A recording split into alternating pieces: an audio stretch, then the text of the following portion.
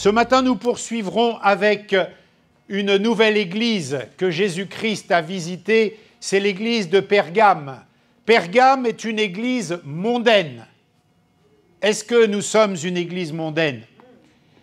Pergame se trouve dans l'Apocalypse au chapitre 2 à partir du verset 12. Et nous allons voir cette église mondaine. Je lis Apocalypse, chapitre 2, verset 12. Écris à l'ange de l'église de Pergame.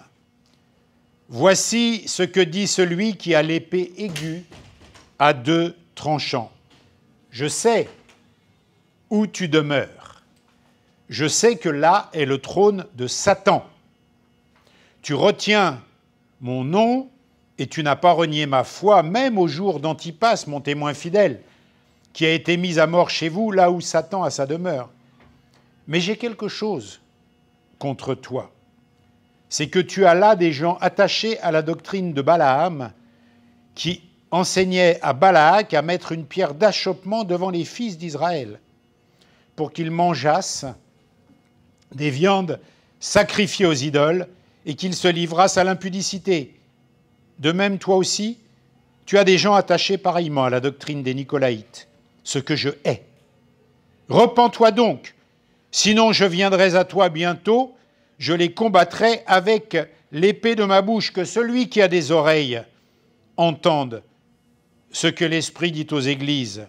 À celui qui vaincra, je donnerai de la manne cachée, et je lui donnerai un caillou blanc. Et sur ce caillou est écrit un nom nouveau que personne ne connaît, si ce n'est celui qui le reçoit. Amen. Amen. Plein de choses dans cette église de Pergame. Plein de choses. Pergame était à 160 km d'Éphèse à peu près. Nous sommes toujours dans le contexte des églises d'Asie. Et Pergame, c'est une ville riche, grande, connue, et c'est une capitale en Asie. Et c'est là qu'a été construit le premier temple qui vouait un culte à l'empereur. Et ça ne veut pas rien dire. C'est là qu'a été construit ce premier temple. Si vous voulez trouver Pergame aujourd'hui, eh bien, vous trouverez le nom turc de Bergame. Beaucoup de choses en Turquie par là-bas. Et d'un point de vue historique, cette église représente probablement pour beaucoup l'église après l'empereur Constantin. C'est quand l'église était totalement mariée avec l'État. Vous voyez de quelle église on peut vouloir parler? Une église qui règne avec l'État. Et des milliers de personnes devinrent des chrétiens de nom dans cette église qui toléra des pratiques païennes en son sein. Des mélanges de cultes, plein de mélanges. Et des milliers de personnes sont passées par là. Pergame avait un sanctuaire célèbre qui s'appelait le sanctuaire d'Esculape. Et vous savez ce que c'est que le cygne? Le cygne, c'était un serpent qui symbolisait le dieu de la médecine. Voilà ce que l'on peut trouver dans ce lieu-là, et c'est ce qui amène à dire que c'est le trône de Satan. Voilà pourquoi quand le Seigneur parle de cela, il parle du trône de Satan. Bien sûr, ce n'est pas l'adresse postale de Satan, ce n'est pas là qu'il avait sa maison, mais ce sont les mots que le Seigneur emploie quand il parle de cette église. Le trône de Satan. Et nous allons voir ce qu'il veut dire par là. Alors, Pergame, c'est une église qui se situe en terrain miné. Figurez-vous qu'une église de chrétiens, là où il y a le trône de Satan, c'est vraiment être assis sur une mine, sur une bombe. Et terrain miné, ça prend tout son sens. Et Jésus dit, au verset 13, « Je connais cet environnement hostile dans lequel tu es, église de Pergame. » Il lui dit à l'Église, je connais ton environnement hostile. Et vous savez, nous l'avons vu la semaine dernière, quand Christ dit je connais, ça a un sens particulier, ça a un sens fort. C'est pas comme quelqu'un qui t'écoute et qui dit oui, oui, je comprends. Non, non, non, non. Là, c'est Christ qui connaît. Il dit je connais que là où tu es, c'est le trône de Satan. C'est fort comme parole. Hein. Tu as bâti une église sur le trône de Satan. Et Christ loue la fidélité de cette église.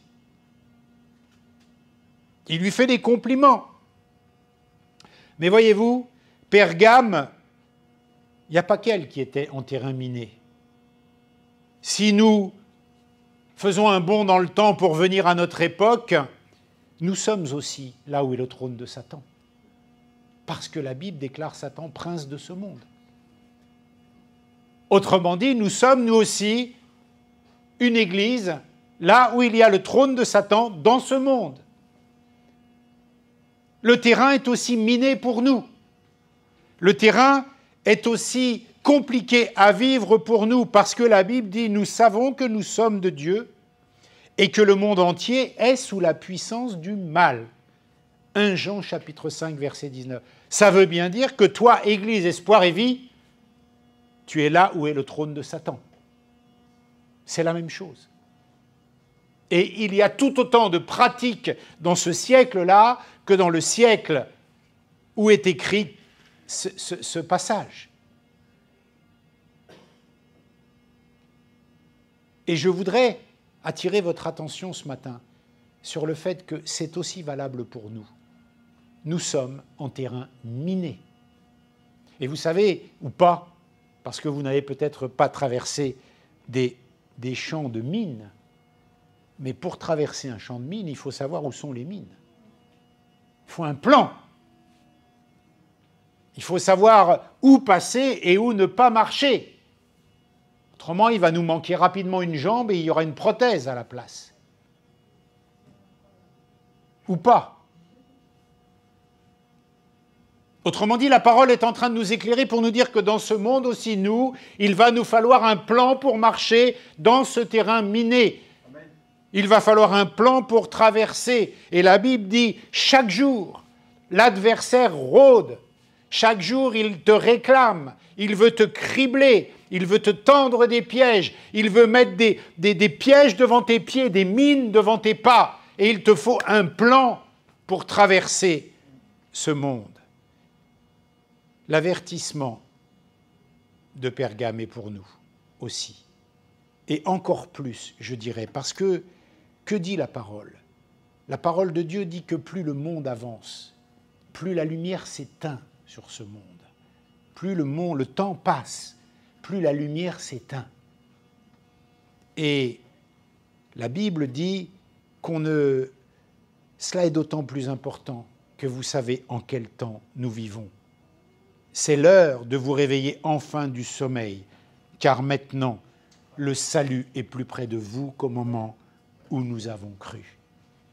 Ce qui était valable pour Pergame a augmenté en intensité, a augmenté en force, a augmenté en puissance. C'est encore plus vrai maintenant qu'au temps de Pergame, qui était pourtant grave. Parce que nous avons avancé dans le temps. Parce que l'Église a avancé dans le temps, l'Église en général, parce que le temps a passé. La nuit est proche, nous dit la parole. Débarrassons-nous donc des œuvres des ténèbres et revêtons les armes de la lumière. Romains chapitre 13, versets 11 à 12. Mon frère, ma sœur, il faut prendre conscience que ce matin, nous avançons nous aussi dans un champ de mine. Quand on lit ce qui est adressé à l'église de Pergame, on pourrait se dire « Ah, le trône de Satan, c'est chaud à Pergame. » C'est la même chose pour nous. Parce que la Bible déclare que là où j'ai mes pieds, ce monde là où j'ai mes pieds, c'est Satan qui en est le prince. C'est aussi dangereux pour nous.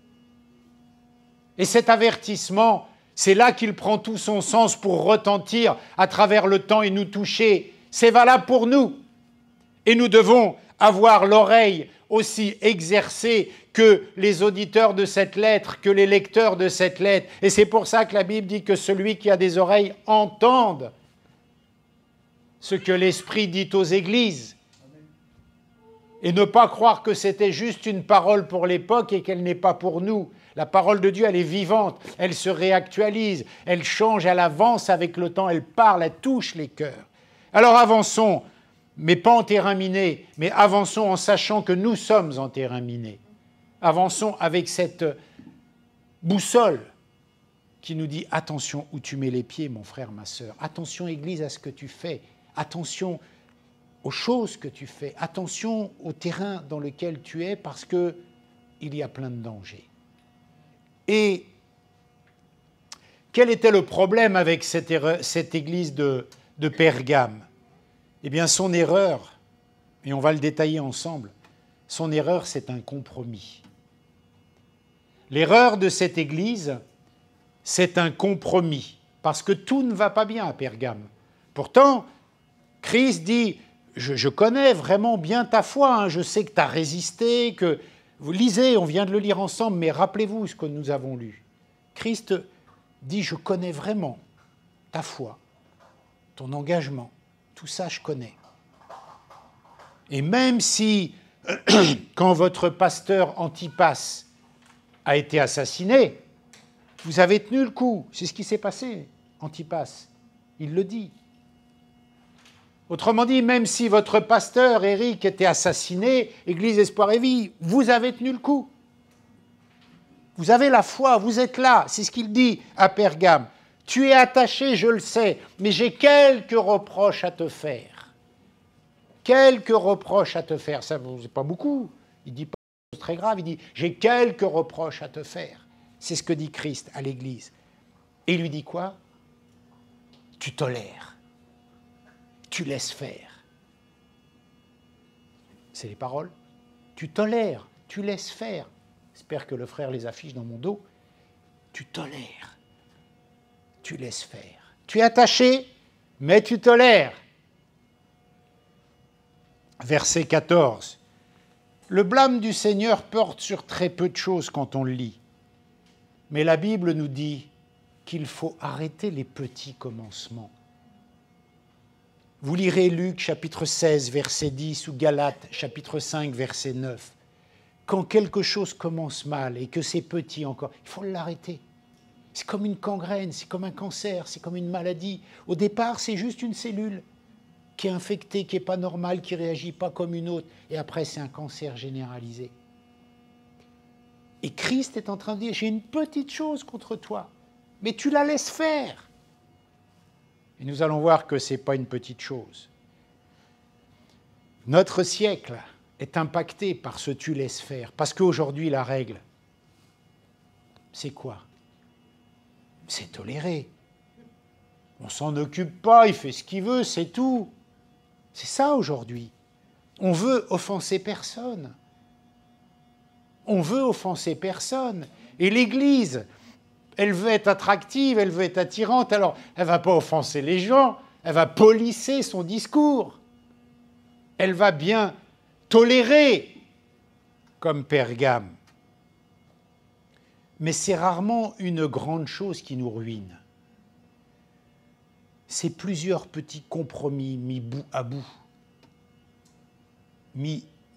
qui font un véritable problème. Vous savez ce que dit la Bible dans le Cantique, chapitre 2, verset 15 ?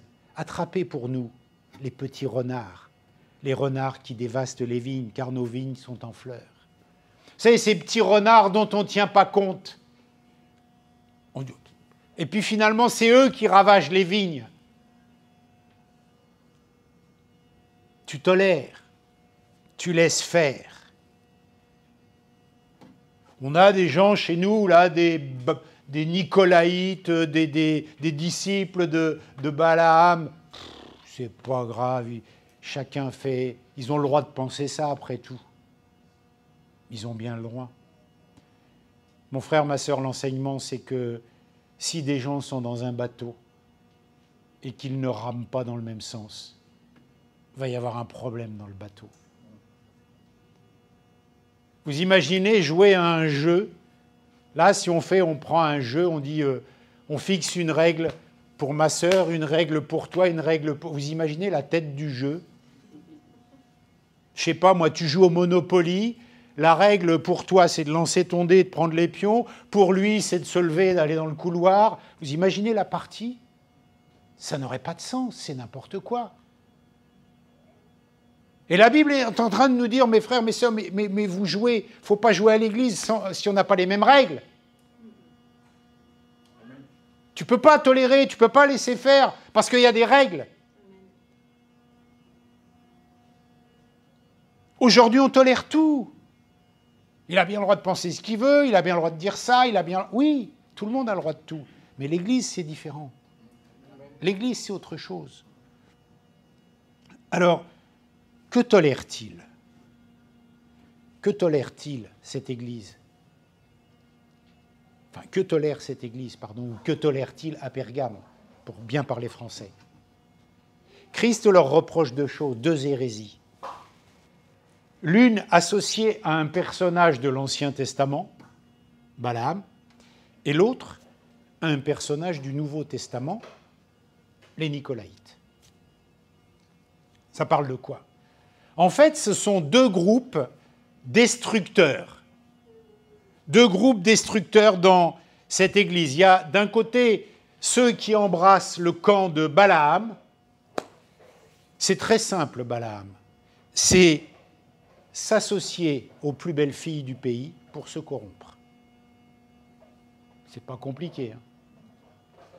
Balaam, c'était ça. Je vous lis, Nombre 25. Israël était installé à Sittim. Le peuple commença alors à se livrer à la débauche avec les femmes moabites. Elles invitèrent le peuple au sacrifice en l'honneur de leur Dieu, et le peuple mangea, se prosterna devant leur Dieu. Israël s'attacha au Dieu de Baal-Péor, et la colère de l'Éternel s'enflamma contre Israël. C'est pas compliqué. Mets-leur des belles filles, ils vont se mettre avec, ils vont se corrompre, ils vont adopter leur Dieu. C'était ça. Et il y a des gens de cette mouvance-là à Pergame. Et puis, il y a ceux qui embrassent la doctrine des Nicolaïtes. Alors les Nicolaïtes, c'est un groupe un peu plus énigmatique, un peu plus confus, mais ils avaient des enseignements et des pratiques hérétiques. Ils abusaient de la liberté. Alors au nom de cet abus de la liberté, ils prenaient la participation à des comportements immoraux. Voilà ce qu'on sait en gros d'eux. Au nom de la liberté, ils toléraient ça. Et ces deux groupes-là, ils croyaient, ils enseignaient dans l'Église, ils disaient tout simplement que c'était pas grave, en fait, de vouer un culte aux idoles, d'avoir des débauches sexuelles. Etc. En fait, ils enseignaient exactement le contraire de ce que les apôtres avaient laissé comme règle. Dans Actes des Apôtres, chapitre 15, versets 28 à 29, lorsque le christianisme se répand, eh bien, les apôtres disent, écoutez, voilà, il y a un problème, on ne va pas imposer aux païens toutes nos règles, mais il y a quand même trois choses auxquelles il ne faut pas toucher. Actes, chapitre 15, verset 28. En effet, il a paru bon au Saint-Esprit et à nous de ne pas vous imposer d'autres charges que ce qui est nécessaire. Vous abstenir des viandes sacrifiées aux idoles, du sang, des animaux étouffés et de l'immoralité sexuelle. Vous agirez bien en évitant tout cela à Dieu. Les apôtres, ils avaient fixé cette règle. Et ces braves Nicolaïtes et ces braves de la doctrine de Baal, ils disent, mais non, mais tout ce qu'ont dit les apôtres, oubliez tout ça. Oubliez tout ça. Ils ont dit, ces règles sont stupides. Vous pouvez manger de ce que vous voulez sans vous soucier de rien. Même si ça a été offert en sacrifice à un autre Dieu. On s'en fiche de comment ça a été préparé, pour qui ça a été préparé. C'était ça ce qu'ils disaient. Et puis, c'est quoi là vos visions archaïques du sexe? Franchement, on fait ce qu'on veut sexuellement. Aujourd'hui, on fait ce qu'on veut sexuellement. C'est quoi vos visions archaïques, là? Une seule femme tout... C'était ça qu'ils étaient en train de dire. C'était ça. En fait, il leur disait, mais détendez-vous avec tout ça. Il n'y a pas de problème. Voilà ce qu'il commençait à dire dans Pergame, dans cette église. Il y avait cela. Et Christ vient dire, attention, vous tolérez ça, vous écoutez. En fait, ce groupe-là, il ne demandait pas aux croyants frontalement d'abandonner leur foi en Jésus. Il venait un petit peu colorer le discipulat envers Christ. Et pour nous, aujourd'hui, c'est la même chose. Toutes ces hérésies qui nous viennent, tous ces pièges qui ne sont pas écrits dans la parole, toutes ces choses qui ne sont pas conformes aux Écritures, elles ne viennent pas nous télescoper de façon frontale en nous disant « Arrêtez de croire en Jésus-Christ ». Non. Elles viennent nous dire « Mais détendez-vous un peu, quoi. Vous êtes un peu rigide. Colorez un peu tout ça, mettez un petit peu de... Soyez plus détendus, vous les chrétiens quand même, là, vous êtes vraiment trop rigoureux. Détendez-vous. Assouplissez un peu vos règles. Assouplissez un peu vos... C'est pas écrit dans la parole, oui, mais c'était pour cette époque-là, alors on peut le faire aujourd'hui. Vous voyez? Et on se retrouve avec... pas aussi frontal que les Nicolaïtes ou la doctrine de Balaam, mais on se retrouve avec l'un qui pense ça, l'autre qui pense ça, l'autre... On a l'impression qu'il y a 40 Bibles qui ont été écrites. Je lis ma Bible, j'ai l'impression qu'il lit une autre Bible. Bon, après tout, il a le droit de penser ce qu'il veut, il fait comme il veut. Et Christ vient dire, vous tolérez, vous ne dites rien. Jésus leur dit, vous tolérez ces gens, vous les avez laissés s'infiltrer et avoir leur mot à dire sur la façon dont se déroulent les choses que vous faites. Autrement dit, Jésus est en train de leur dire, ces gens-là, vous les avez tolérés, ces doctrines-là, vous les tolérez, mais maintenant, vous les laissez avoir leur mot à dire sur la façon dont vous agissez. Et là, ça devient grave. Et là, il y a un avertissement pour nous, Église, d'une période qui est encore plus sombre que l'époque de Pergame. Là, ça devient compliqué. Parce qu'il arrive aussi qu'aujourd'hui, que tous ces assouplissements viennent nous dire à nous comment il faut faire maintenant. Tu ne peux plus faire comme ça aujourd'hui, on te dit, parce qu'il faut adoucir, colorer, détendre. Alors donc, si tu veux être une église moderne, il faut que tu sois plus détendu, plus souple. On vient te dire comment tu dois gérer. On vient te dire comment tu dois pratiquer. On vient te dire ce qu'il faut dire et ce qu'il ne faut pas dire. Un petit peu de nicolaïte, un petit peu de balaamaïte, si tu veux, je ne sais pas prononcer, mais tu m'as compris. Un petit peu. Détends-toi, mon frère. Puis, je ne vais pas dire tous les sujets de polémique dans notre siècle aujourd'hui, mais détends-toi là-dessus, détends-toi là-dessus, détends-toi là-dessus, détends-toi là-dessus. Ben oui, mais quand je lis la parole que Dieu m'a laissée, quand je dis ce que les... Faites ce raisonnement. Je retourne, je ne mange pas de sang, je ne me prostitue pas, et je n'ai pas d'immoralité sexuelle, et je ne fais pas de débauche. Pourquoi tu me demandes de faire ça puisqu'ils ne m'ont pas laissé ce message-là? Eh bien aujourd'hui, c'est la même chose.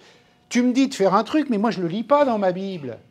Tu me dis que ça c'est permis, mais je ne le lis pas. Je ne me retrouve pas dans ton discours, je ne me retrouve pas dans tes tendances, je ne me retrouve pas dans ce que tu essaies d'infiltrer chez moi. Je ne me retrouve pas dans ce que tu viens me dire qu'il faut que je fasse, qu'il faut que je me détende et m'assouplisse. Et Christ dit, tu fais bien, parce que si tu t'y retrouvais, ça voudrait dire que tu le laisserais faire. Et mon frère, ma sœur, on peut être comme Pergame, perdu. Parce que Pergame, c'est une église qui résiste au meurtre de son pasteur, à la tenue contre la persécution. toutes les attaques extérieures, elle tient bon. Mais de l'intérieur, elle s'est fait infiltrer. De l'intérieur. Et Jésus propose à cette Église de se repentir. C'est-à-dire de s'aligner sur ce qu'il dit lui, de s'aligner sur ce que dit la parole. Et il lui propose de choisir l'intégrité. Il lui propose de choisir cette intégrité qui est un choix qui doit être fait chaque jour en fonction des Écritures, en fonction de ce que déclare la parole, en fonction de ce que Christ dit. Et car Satan t'a infiltré. Voilà ce qu'il est en train de dire. Et vous savez, verset 16, il dit ce qui est à charge contre cette Église. Il dit l'Église entière, qui pourtant, eh bien, devrait se repentir à cause d'eux. C'est-à-dire que le Seigneur demande à son Église de changer. Il dit, il faut que tu changes. Repentir, c'est changer. Il dit, change, aligne-toi. Change ton attitude. Change tes pensées envers Dieu. Change tes actions. Change tes affections, ce vers quoi ton affect va, ce vers quoi tu es orienté. Il lui demande ça. Change ton appétit, ça veut dire l'objet de tes désirs, de tes motivations. Il dit ça à l'Église, repens-toi, ça veut dire tout ça. Cette Église a manqué en laissant le compromis s'installer au milieu d'elle. Et à cause de la faute de quelques-uns qu'ils ont tolérés, c'est l'Église entière qui doit se repentir, qui pourtant n'a rien fait d'autre que de tolérer.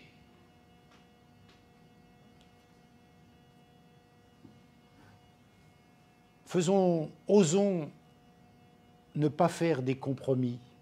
Osons ne pas faire des compromis pour plaire aux gens, pour plaire à la société, pour plaire à toutes ces nouvelles pensées, toutes ces nouvelles philosophies, tout ce qui vient là. Osons ne pas faire de compromis avec ça. C'est ce que Christ demande à cette église de Pergame. Et vous croyez qu'elle est écrite que pour Pergame, cette lettre? Mais pas du tout. Parce qu'on a encore plus de sollicitations que Nicolaïte et Balaam. Ça va bien plus loin dans notre cas. On arrive maintenant à dire il n'y a plus d'hommes, il n'y a plus de femmes, il y a juste un genre. Vas-y, fais ta vie avec ça, puis dis rien, te prononce pas. Et j'en passe et des meilleurs. On va nous dire toutes les religions, c'est pareil, hein, du moment qu'on s'entende bien. Ah bon, mais je ne lis pas ça dans ma Bible.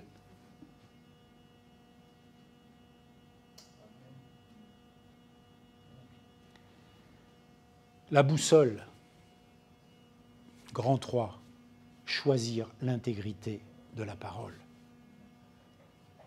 C'est ce qui est proposé à Pergame. Choisir l'intégrité et non le compromis silencieux.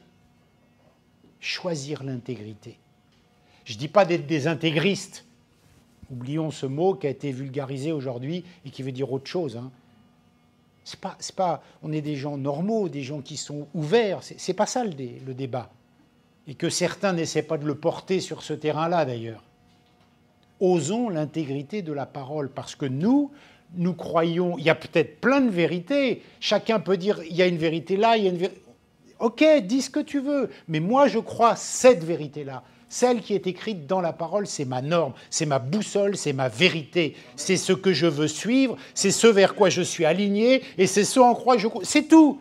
Tu ne le fais pas comme moi, ne le fais pas, mais viens pas me dire comment je dois croire. Viens pas me dire comment je dois faire. Ça, c'est toi, et là, c'est moi.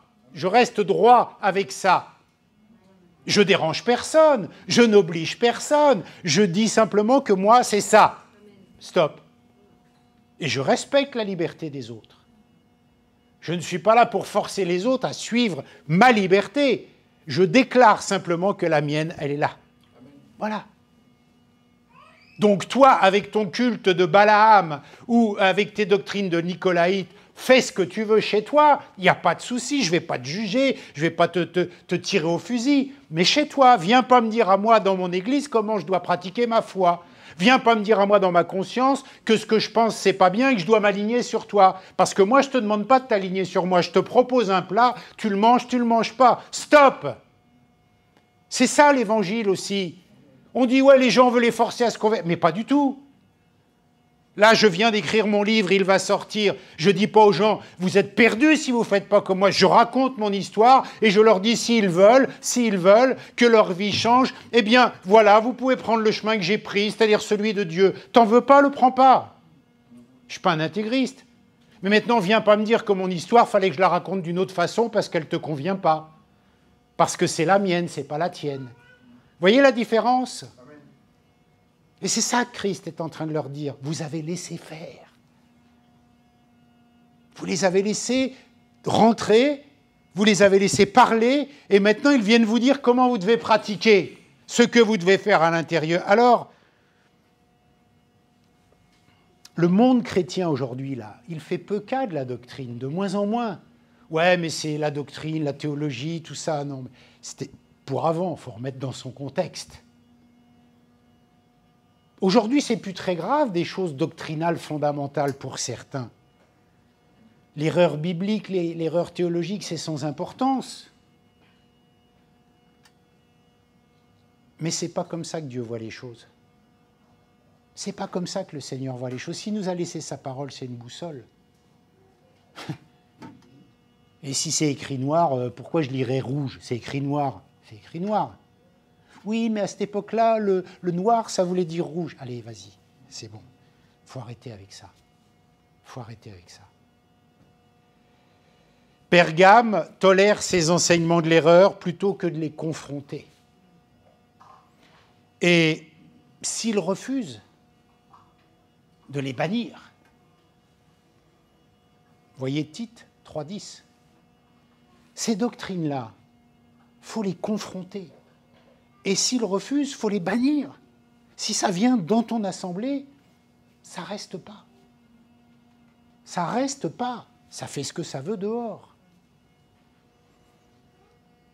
L'Église de Pergame, elle néglige d'obéir au mandat biblique qui consiste à appliquer des mesures disciplinaires qui s'imposent dans ces cas-là. On ne veut pas juger, on ne veut pas trancher, oh non, on ne va pas exclure, on ne va pas se prononcer. Mais c'est un mandat biblique que de prendre ces mesures dans ces circonstances-là.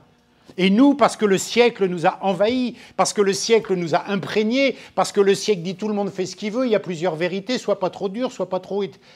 Non, je ne juge pas, mais tu me juges. Non, je ne te juge pas. L'épée à double tranchant que le Seigneur m'a... C'est elle qui va te juger. C'est elle qui va... Alors, c'est pas, quand on va mourir, on ne va pas passer devant la Bible qui va se mettre à parler. C'est pas ça ce que ça veut dire. Ça veut dire que quand on va mourir, c'est comment on aura répondu oui ou non favorablement à ce que dit la Bible qui va nous mettre... Ben là, t'as pas fait, là, t'as pas fait, là, t'as fait, là, t'as pas fait. Voilà, c'est tout. C'est notre alignement avec la parole qui va nous juger.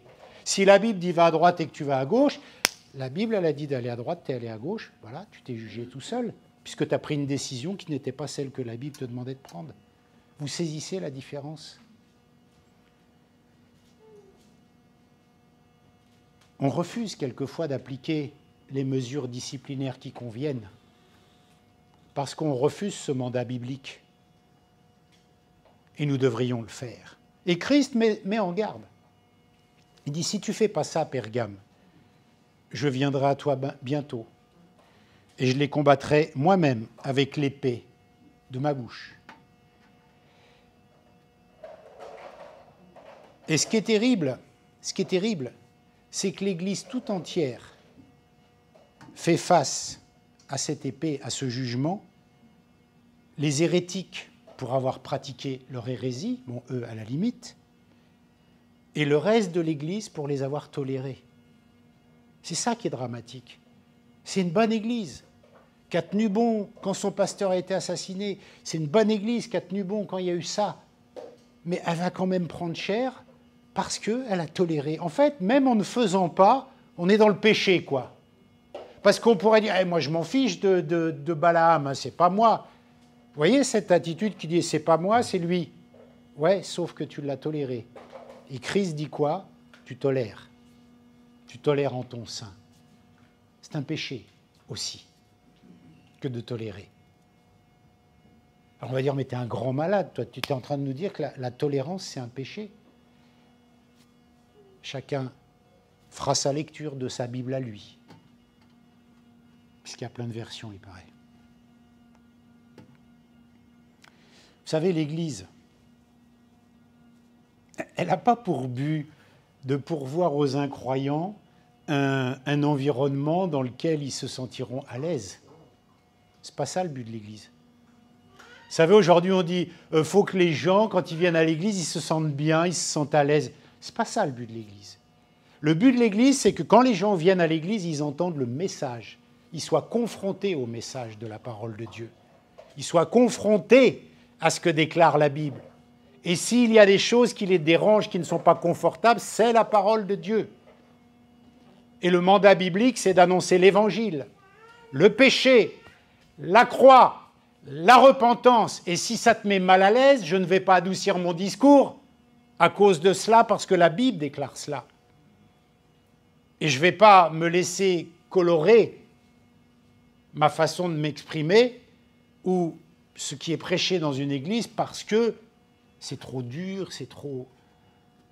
Alors évidemment, le péché aujourd'hui, vu que ça n'a pas de sens et pas d'écho dans les gens, il faut expliquer, il faut prendre du temps.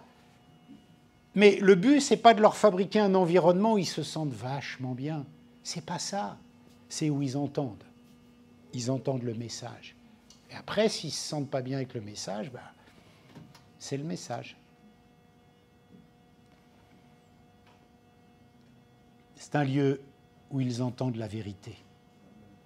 Et la Bible dit, si tu aimes quelqu'un, tu lui dis la vérité.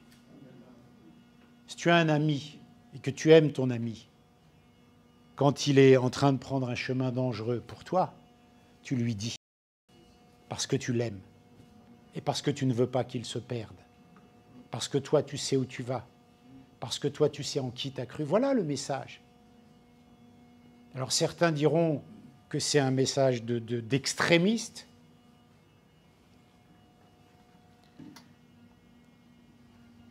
Christ dit, la parole de Dieu dans Corinthiens dit la chose suivante, vous n'avez vraiment pas de quoi être fiers. Ne savez-vous pas qu'un peu de levain fait lever toute la pâte? Comme je vous le disais au début, une maladie, c'est d'abord une cellule qui se corrompt, ce n'est pas tout le corps. Et puis ça grandit, et puis ça fait des petits. Et ça devient général. Alors, conclusion de ce que dit la parole de Dieu à Pergame. Je n'ai fait que relater et commenter ce matin ce que Christ dit à cette église-là et l'actualiser à notre vie d'aujourd'hui. Comment ne pas être une église mondaine? Une église du monde, mondaine. Je pense qu'on ne parvient jamais à supprimer l'erreur par le compromis. Faire des compromis, ça ne supprimera pas l'erreur. Tu te trompes, selon ce que je crois dans la parole. Tu viens dans mon église avec ta doctrine de Balaam, qui me dit que je peux adorer des idoles, que je peux me corrompre sexuellement et que je peux manger du sang. Tu me dis ça. Je ne vais pas faire de compromis avec toi en te disant « Bon, bah ok, dis-le, assieds-toi, pense ce que tu veux, le Seigneur fera son chemin en toi, pense ce que tu veux. » Non. Je ne corrigerai pas ton erreur avec un compromis. Il faut que je te dise, moi, ce que ici, dans ce lieu, ce que dans mon cœur, ce que ma Bible dit. Après, tu en fais ce que tu en veux. L'Église d'aujourd'hui, elle a tendance à éviter toute confrontation. Toute. Et en cela, peut-être que nous refaisons l'erreur de Pergame. On laisse faire. On tolère. Et comme nous sommes dans une période encore plus noire que celle à laquelle ces textes ont été écrits, il y a de quoi s'inquiéter. Et vous avez remarqué que chaque église de l'Apocalypse commence par un détail, et là le détail, c'est que celui qui parle, là, il tient l'épée à double tranchant. Là, pour Pergame, c'est ça. Pour d'autres, c'est autre chose, pour Pergame, c'est ça. C'est pas innocent que de tenir l'épée à double tranchant pour parler à cette Église. Ça veut dire que il veut l'interpeller à propos de la vérité de sa parole. Il veut l'interpeller à propos de la parole et de la position par rapport à la parole. Là, c'est l'épée pour cette Église, l'épée de la parole. Ce n'est pas autre chose. Parce que la parole a été frelatée. Parce qu'on a laissé se dire des choses qui n'étaient pas conformes à la parole. Et la Bible, Hébreux chapitre 4, verset 12, et on a bientôt terminé. En effet, la parole de Dieu est vivante et efficace, plus tranchante que toute épée à deux tranchants, pénétrante, jusqu'à séparer âme et esprit, jointure et moelle. Elle juge les sentiments et les pensées du cœur. C'est la parole qui nous jugera. Voilà pourquoi, avec cette Église, Christ vient avec l'épée de la parole pour dire « Je brandis cette épée au-dessus de toi, Église, parce que c'est à propos de la parole que je veux t'interpeller aujourd'hui. C'est à propos de la parole que je veux t'interpeller. » Et Christ promet 3 choses à cette Église fidèle, si elle devient fidèle et qu'elle gagne le combat. Il promet un caillou blanc. Bizarre, un caillou blanc. Curieux. Et en fait, à cette époque-là, le caillou blanc, c'était un signe d'acquittement dans un procès. Vous voyez le symbole, la symbolique avec notre vie future. Il promet ce caillou blanc à l'Église. C'était ce qui était donné à un athlète lorsqu'il gagnait, lorsqu'il avait la victoire, on lui donnait un caillou blanc. C'était un signe de victoire, un signe d'acquittement. Voilà le symbole. Christ dit « Je te donnerai le caillou blanc ». Et il parle de manne cachée. Il y a 3 mannes. Il y a la manne dans le désert, au temps de nos anciens. Il y a la manne que Dieu nous donne chaque jour pour subsister. Et puis, il y a la manne cachée, celle qui est apparemment, celle qui est donnée que aux vainqueurs. Hein. Et d'ailleurs, caché a le même sens que Colossiens, chapitre 3, verset 3, où il est dit « En effet, vous avez connu la mort et votre vie est cachée en Christ avec Dieu. » C'est le même caché. Ça veut dire quoi? Ça veut dire qu'il y a dans la manne qui est cachée la même chose que nous cachés en Christ pour quand on aura triomphé avec lui, mais quand même valable maintenant aussi. Donc il y a l'apport de la parole au quotidien qui vient fournir des mystères pour nous permettre d'accéder à cet état-là dans le ciel. C'est la parole, encore une fois, dont il est question. La manne, c'est la parole de Dieu. Dans le tabernacle, il y avait un pot de manne qui symbolisait la parole de Dieu. C'est la parole qui va nous faire tenir. C'est de choisir l'intégrité avec la parole qui va nous permettre de tenir. C'est de choisir de ne pas laisser faire avec la parole qui va nous permettre de tenir. Parce que, vous voyez, il y aura tellement de choses qui viendront polluer cela. Et Christ termine à celui qui vaincra. Je donnerai un nom nouveau. Un nom nouveau.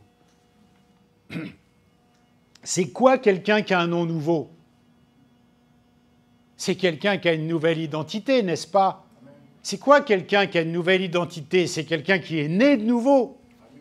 C'est quoi la nouvelle naissance? C'est changer, c'est être transformé. Non, c'est pas être transformé.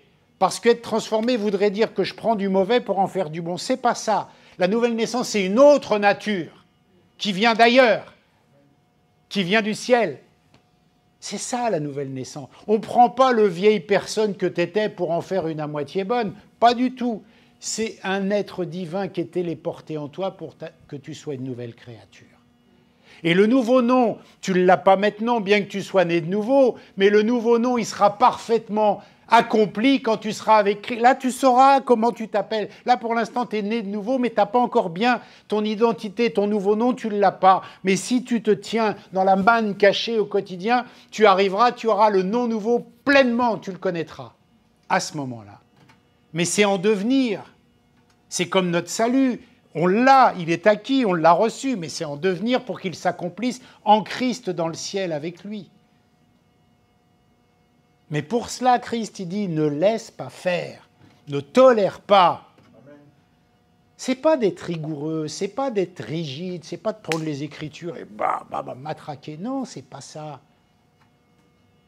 Ne tolère pas des choses intolérables avec la parole de Dieu. Et certains essaieront de l'adoucir. Comme ces Nicolaïtes, mais enfin, vous en êtes là encore avec le sexe, mais n'importe quoi. Et la nourriture, mais n'importe quoi. Vous voyez, ces pensées-là qui viennent, et puis vous les laissez s'asseoir dans votre assemblée, dans votre vie, dans vos pensées, et Christ vient. Voilà ce que Christ dit à l'église de Pergame, cette église que nous avons encore visitée ce matin. Vous avez vu, c'est pas dur, j'ai fait que répéter ce que dit Christ. Et que l'Esprit de Dieu puisse nous aider. Que l'Esprit de Dieu puisse nous permettre de tenir bon avec tout ce qu'on entend, tout ce qu'on veut essayer de nous dire. Chacun a le droit de dire ce qu'il veut, je suis d'accord avec ça. Ce n'est pas le problème. Mais moi, j'ai le devoir de ne pas croire tout ce que disent les autres. Parce que j'ai choisi mon chemin. J'ai choisi ma route. Et ça dérange les gens. D'avoir des convictions. Les gens n'aiment pas. Ils veulent vous sortir parce que quand je dis à quelqu'un « je crois en Dieu, Dieu a changé ma vie », quelque part ça le dérange. Quelque part il n'aime pas parce que lui il ne l'a pas fait, il n'y arrive pas, il ne veut pas, je ne sais pas. Il n'aime pas. Mais tu as le droit de ne pas aimer. Je ne vais pas t'embêter avec ça. Mais moi, je sais. La prédication, ce n'est pas une discussion, c'est une déclaration, c'est une confrontation. Et on a ce message-là. Christ dit, va prêcher. Et Paul dit, je n'essaie pas de raisonner avec l'intelligence de la parole, avec des discours de la sagesse. C'est la manifestation de la puissance. Ce n'est pas la puissance des paroles d'Éric, c'est la puissance de la parole. Tu l'annonces, elle fait son chemin, elle travaille, elle percute, elle tape, elle change, elle transforme, et c'est réglé. Parce que c'est la parole de Dieu qui agit. Mais si on a peur de ce message-là, si on a peur d'annoncer la croix à quelqu'un, « Oh, j'aime pas ce mot-là, ça se dit plus en 2023. » La croix, c'est là que Jésus a été crucifié, que ça te plaise ou non, et parce qu'en plus, Christ dit, c'est une folie. Alors je t'annonce cette folie. Voilà, je le dis. La croix, un message de fou. Est-ce que Jésus était fou pour dire des choses comme ça? La croix est une folie pour celui qui périt, c'est la Bible qui le déclare. On croit, on ne croit pas. Mais c'est la Bible qui le dit. Seigneur, nous te rendons grâce et nous voulons bénir ton nom pour ta parole qui est la vérité pour nous, pour ta parole que nous voulons suivre. Seigneur, nous te disons merci et nous prions que ton esprit ne nous rende pas rigides avec ce monde, mais nous permette de partager ce message avec cette société. Nous permettre aussi de ne pas être poreux à toutes ces idées, de ne pas être infectés, impactés par, bien sûr aujourd'hui, ils ne porteront pas le nom de Nicolaïte ou de Balaamite, mais Seigneur, les tendances sont les mêmes, les approches sont les mêmes, les techniques sont les mêmes. Seigneur, nous pouvons avoir une foi qui résiste à la persécution extérieure et nous laisser infiltrer de l'intérieur. Seigneur, nous te prions de nous garder dans le creux de ta main afin que nous ayons ce caillou blanc, afin que nous puissions découvrir notre nouveau nom, afin que nous puissions manger de cette manne cachée, que chaque jour, il y ait une révélation particulière. Je prie pour celles et ceux qui, dans ce lieu, ont besoin d'avancer dans ce chemin-là, ont besoin d'avancer dans cette position, ont besoin d'avancer dans cette intégrité, ont besoin d'avancer dans ce compromis. Seigneur, aide-nous à ne pas faire de compromis. Et ce n'est pas parce que quelqu'un ne pensera pas comme moi que je vais le persécuter, que je vais l'obliger à changer. Mais lui ne m'obligera pas à changer non plus. Te rendons grâce et nous te bénissons. Ces messages sont parfois durs, difficiles. Mais Seigneur, tu as dit que tu avais quelque chose contre Pergame et qu'elle devait se repentir de ce qui s'était passé au milieu de cette assemblée. Alors nous te prions et nous te disons merci dans le nom de Jésus-Christ. Amen. Voilà, mes frères et sœurs, prendre rendez-vous. Vous savez, c'est comme dans Google Agenda, tu dis, bon, demain matin, 7 heures, je prends rendez-vous avec le Saint-Esprit dans ma to-do list. Voilà, c'est à faire, première chose. Dans mon moment de prière, je prends rendez-vous avec le Saint-Esprit. Pour comprendre tout ça, là, c'est difficile. Et quand je vais bien l'avoir compris, je pense que je pourrais mieux le vivre, mieux traverser. Et si je le comprends encore super bien, ça va fabriquer quelque chose de mieux en moi. Et on verra dans ma vie, moi aussi mes cicatrices, et on verra la marque d'obéissance sur ma vie. Amen. Voilà le projet, le plan de vision de l'Église. Voilà où nous devons aller. Voilà ce vers quoi nous devons tendre. Et ce message, quand on l'aura parfaitement en nous, on ira le dire aux autres. « Eh oh, t'as vu un peu ? Tu peux vivre pareil. Tu peux vivre la même chose. Je te propose de traverser les étapes de ma vie avec moi. Avec toi, les tiennes, je vais t'aider maintenant, je vais faire de toi un disciple. Allez de par le monde et faites des disciples. Mais comment on peut faire des disciples si on n'a pas de savoir ? Comment on peut faire des disciples si on n'a pas de lieu pour les réunir et pour les enseigner ? Comment on peut faire des disciples si moi-même je ne vais pas dans le lieu où on enseigne ? Comment tu veux faire un disciple ? Comment tu veux sauver des âmes ? Comment tu veux enseigner quelqu'un sur un sujet si tu n'as pas été à l'école ? J'exagère, parce qu'on peut enseigner des gens sans aller à l'école. Mais vous comprenez ? C'est quoi ton histoire ? Est-ce que tu as une histoire à raconter aux gens ? Moi, je vous dis ça parce qu'en ce moment, j'écris mon livre, j'ai une histoire. Moi-même, je suis étonné. Mais c'est pas moi, c'est Dieu qui a fait cette histoire. Et je peux la raconter aux gens.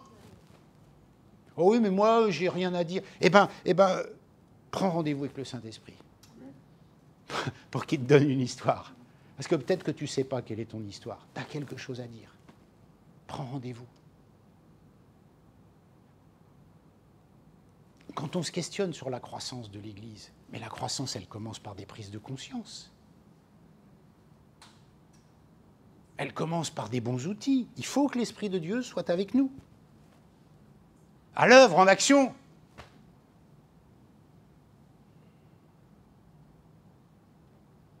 Oh, la vision des actes, c'est bon, fais ce que tu veux.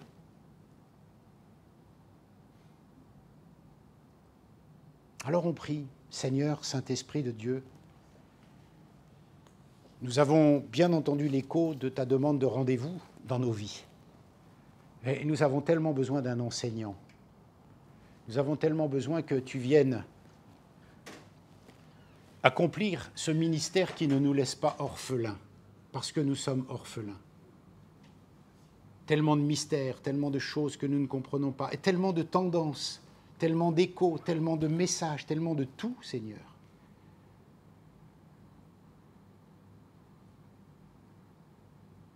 Je te prie ce matin d'accomplir cette prophétie merveilleuse, ce plan merveilleux de la totale réalisation de la compréhension des versets de la parole de Dieu dans nos cœurs. C'est ça qui va nous faire avancer, Seigneur. C'est ça qui va nous aider. Que veut dire ta parole ?